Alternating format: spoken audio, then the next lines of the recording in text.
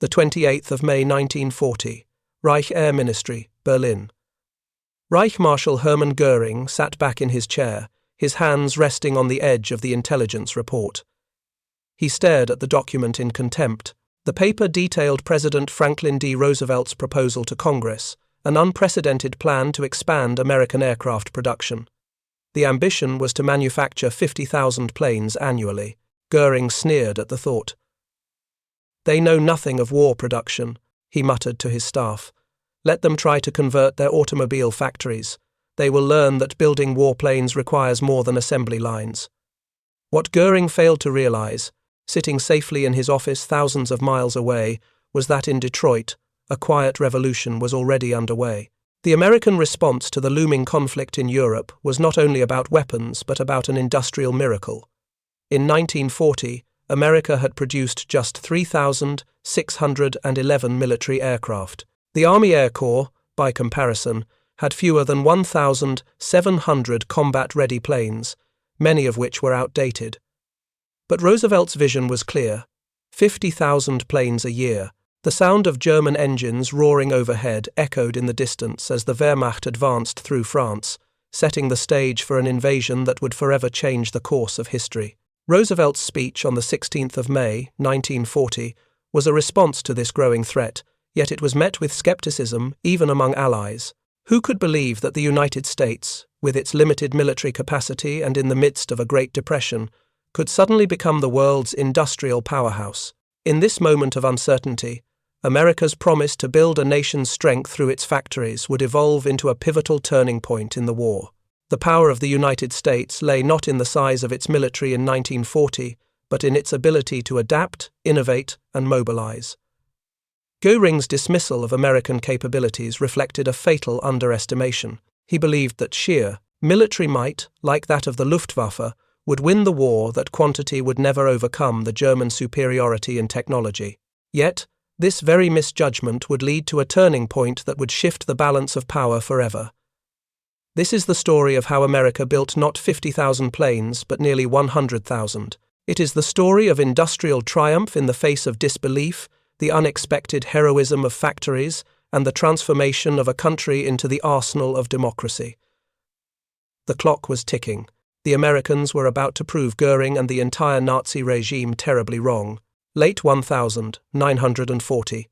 Washington, D.C., United States.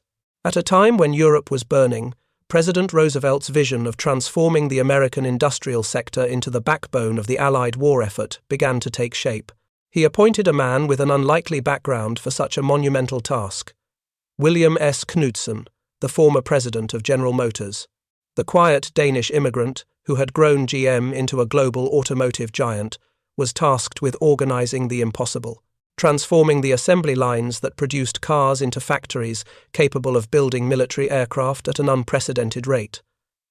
Knudsen was already leading the charge, but many still doubted his ability to turn America's industrial base into a war machine. After all, the United States had no experience with mass military production. Few believed that it could overcome the challenges presented by wartime demands. Yet Roosevelt's call for action was unequivocal.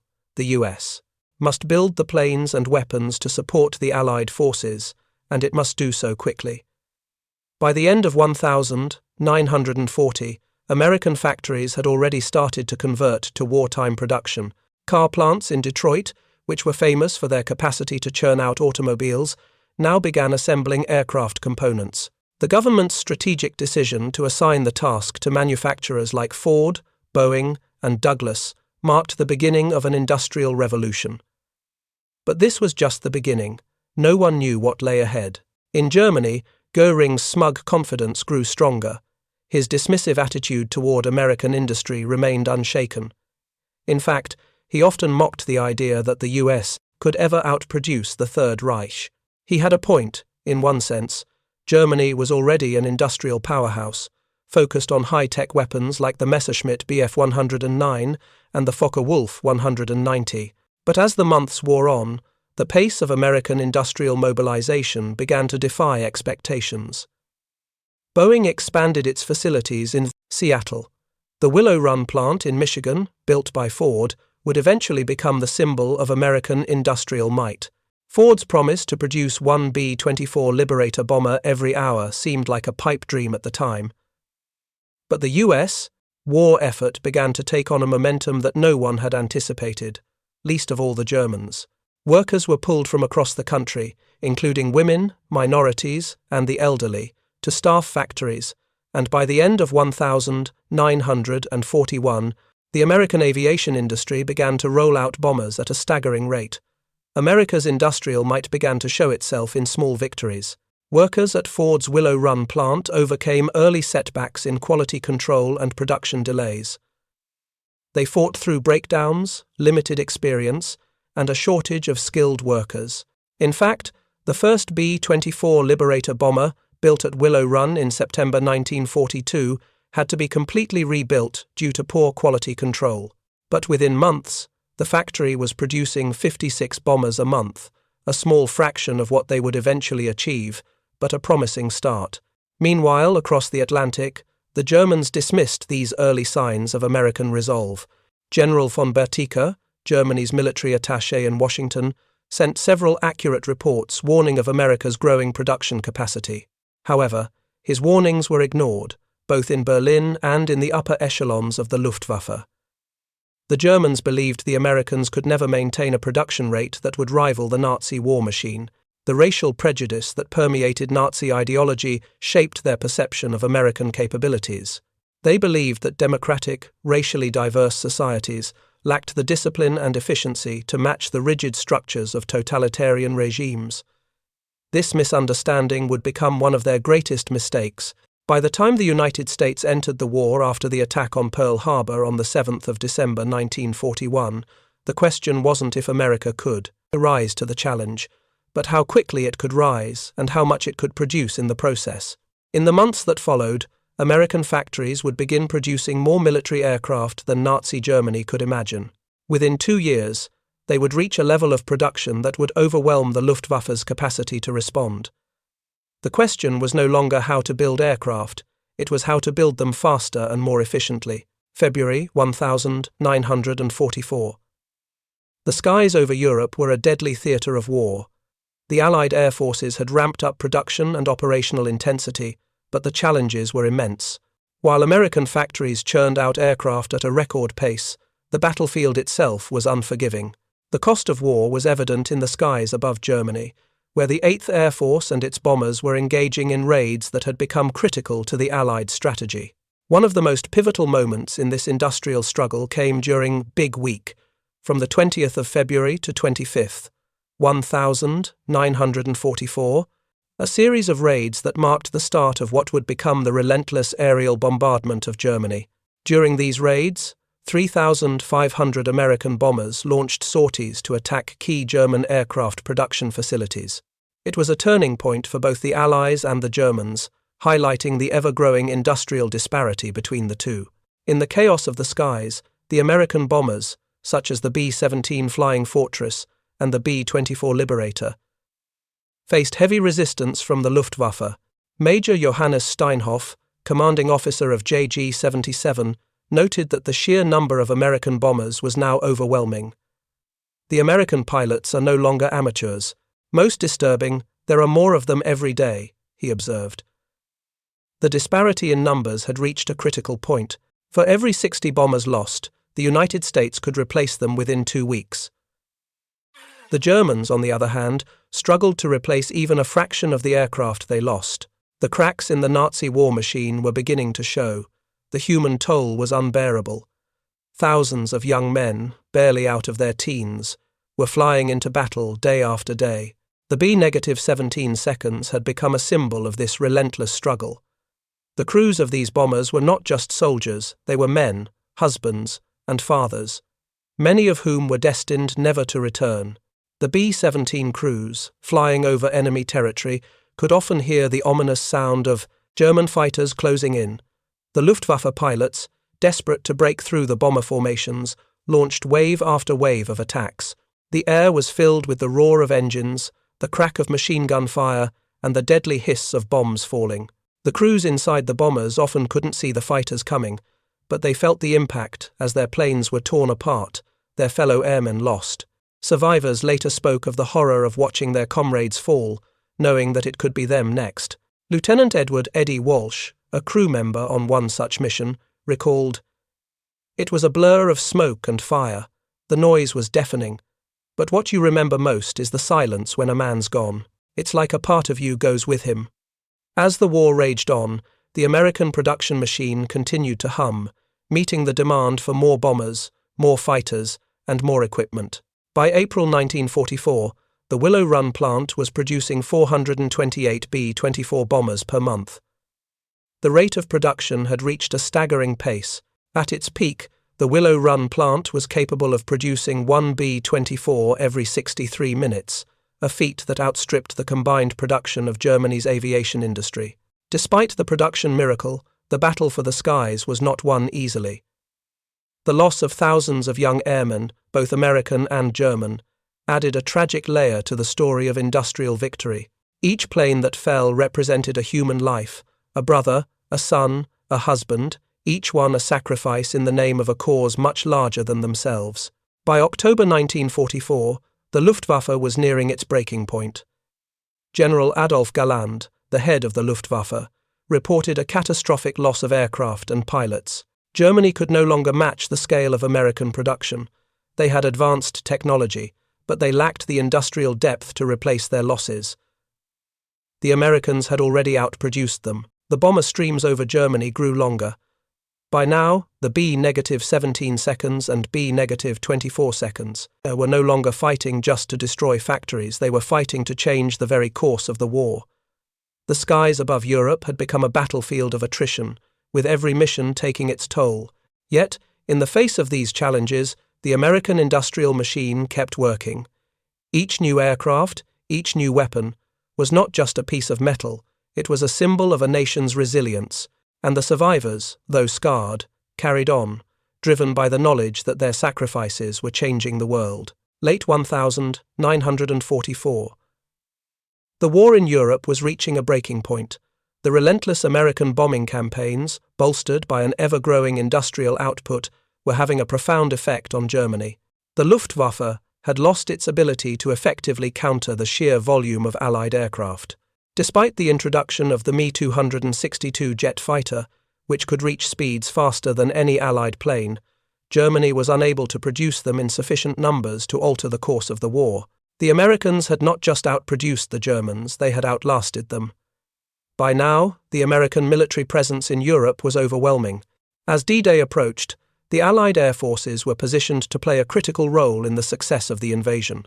The preparation for the invasion was monumental, involving air superiority campaigns, destruction of key enemy infrastructure, and the strategic deployment of more than 11,000 Allied aircraft.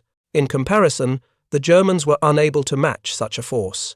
The legacy of American production was clear. Without the planes, tanks, and vehicles built by the American industrial machine, the D-Day invasion would not have been possible.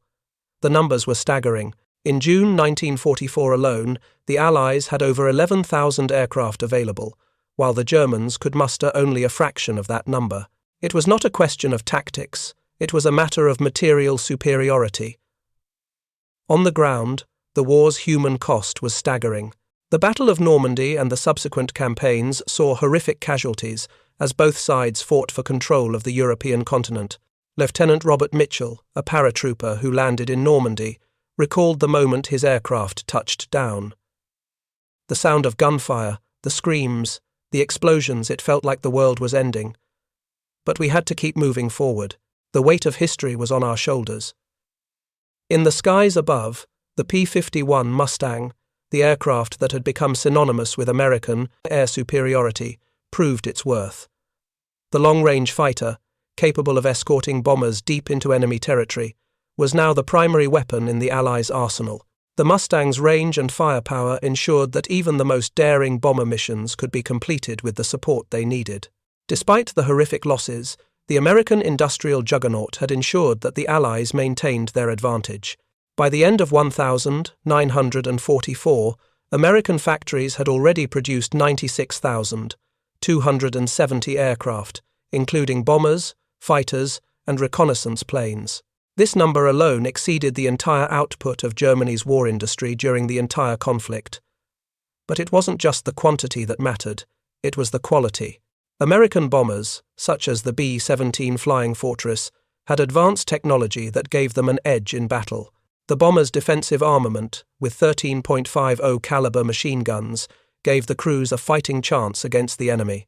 The P-51 Mustang, with its long-range capabilities, ensured that American bombers could continue their mission without the fear of being intercepted by German fighters. Yet, the cost of this industrial success was high. Thousands of young men had paid the ultimate price to ensure that this war machine kept running. Sergeant Michael O'Connor, a B-17 bombardier, lost his best friend during a raid over Germany. He recalled, "You could see the fear in their eyes, the men around you. And yet, you had to keep going. For your country. For your family. For each other. We didn't talk about it much after the war, but we knew what we were sacrificing." By late 1944, Germany's industrial capacity had collapsed under the strain of continuous air raids, and its air force was severely depleted. American planes were now flying deeper into German territory, hitting key production centers, oil refineries, and military infrastructure. American bombers would be seen flying over Berlin, a city that had once seemed impregnable, but was now within reach of the American might. The resolve of the American people, from the factory workers to the pilots to the soldiers, was clear. They had not only outproduced Germany, they had outlasted it. Every aircraft produced, every tank built, every vehicle shipped overseas was a testament to the power of American democracy, industry, and perseverance. But the toll was undeniable. The faces of the veterans, the survivors who had lived through it all, told the story of sacrifice. The war had taken its toll not just on those who fought on the front lines, but on the families, the workers, and the factories that had supported them. The sounds of victory were often overshadowed by the silence of loss. The factories, which had once hummed with activity, now stood quiet, with the war's end bringing both relief and a deep sense of grief. The survivors of this industrial revolution, these unsung heroes who had helped win the war, would now have to rebuild their lives, knowing that their efforts had changed the course of history. The 8th of May 1945. Europe was free. The war in Europe was officially over, but the echoes of that war would resonate for decades to come. The industrial miracle that had powered the Allied victory, particularly in the skies, was one of the most crucial factors that ensured the defeat of Nazi Germany. The defeat had not just been a result of superior tactics or the bravery of soldiers, but of the overwhelming might of American production, a reality that the Germans had failed to understand until it was too late. In the aftermath of the war, the survivors returned home to a country forever changed. The men and women who had worked in the factories, often sacrificing their families and their safety, now faced the challenge of rebuilding their lives in a country that was victorious but scarred. Veterans like Sergeant Michael O'Connor, who had flown countless missions over Germany, returned to a world that seemed far removed from the horrors of war. "When you've seen what we saw, it's hard to adjust back to civilian life," O'Connor recalled in an interview decades later. "We didn't fight for glory, but we fought because it was the right thing to do, and we didn't think about what would come after. We just kept moving forward." The factories, once the lifeblood of the war effort, now faced the daunting task of conversion back to peacetime production. But they did not simply return to their previous state. The legacy of wartime production had transformed America's industrial capabilities forever. The assembly line techniques perfected during the war would go on to revolutionize not only the automotive industry, but industries across the globe. The workers who had built the bombers, the P-51 Mustangs, and the B-17 Flying Fortresses now turned their expertise to rebuilding a post-war America that was on the verge of unprecedented economic prosperity.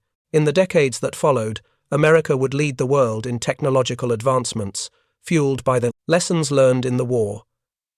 The nation's ability to quickly adapt, innovate, and overcome obstacles was now part of its identity. The factories that had produced planes, tanks, and weapons became the backbone of a global economic superpower. The generation that had been forged in the fires of war became the foundation for the American century, a period of unmatched prosperity and influence. The men and women who had worked in the factories during the war were celebrated as heroes, though many of them would never fully understand the magnitude of their contributions. Rosie the Riveter, once a symbol of the women who had entered the workforce in droves to fill the jobs left vacant by the men who went to war, became an icon of the war effort. The factories and assembly lines where they worked, once the most critical aspect of the war, were now fading into history. But the true legacy of America's industrial might lay not just in the numbers or the machinery, but in the spirit of unity and sacrifice that had carried the nation through. It was the realization that in the face of existential threats, a democracy could mobilize its entire industrial base, turning the wheels of war into the machinery of victory. It was a victory built not on the battlefield alone, but in the factories, on the assembly lines, and in the hearts of millions who worked tirelessly for a better future. Today, the story of America's Industrial Revolution during World War II is not just a tale of victory. It's a testament to the power of democracy in action. The workers who built those planes, the engineers who designed the bombers, and the soldiers who flew them all contributed to an effort that not only won a war, but reshaped the world. The impact of those years is felt to this day. As we look back on that time, we remember the sacrifice of those who fought and those who worked to make victory possible. Their legacy lives on in every aircraft, every factory, and in the prosperity we enjoy today. But perhaps the greatest tribute to their effort is the peace they helped secure and the freedom they fought to preserve. The sounds of the factory lines may have faded, but the spirit of those who built the P-51 Mustangs, who drove the B-24 bombers, and who turned the gears of war into a machine of victory, lives on in every corner of the world that still enjoys the fruits of their labor. And for those who fought, who sacrificed, and who served, the memory of their efforts will continue to inspire future generations. The war may be over, but the story of the American industrial miracle is far from forgotten.